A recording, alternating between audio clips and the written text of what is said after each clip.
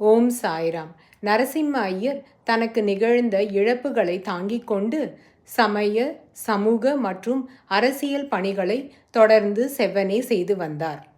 ஆனால் 1921ஆம் ஆண்டு அவர் வாழ்க்கையில் ஒரு திருப்புமுனை ஏற்பட்டது.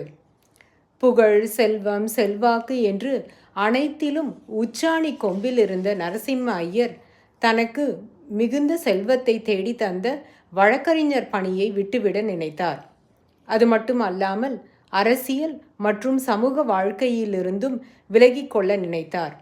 இறைவன் நரசிம்ம ஐயரை உலக வாழ்க்கையிலிருந்து முற்றிலும் விலக்கி வேறுபட்ட ஒரு பாதைக்கு அழைத்து செல்வதற்காக அவர் வாழ்க்கையில் கையாண்ட முறையானது மிகவும் கொடூரமான, துக்ககரமான சம்பவமாக அவருக்கு அமைந்துவிட்டது.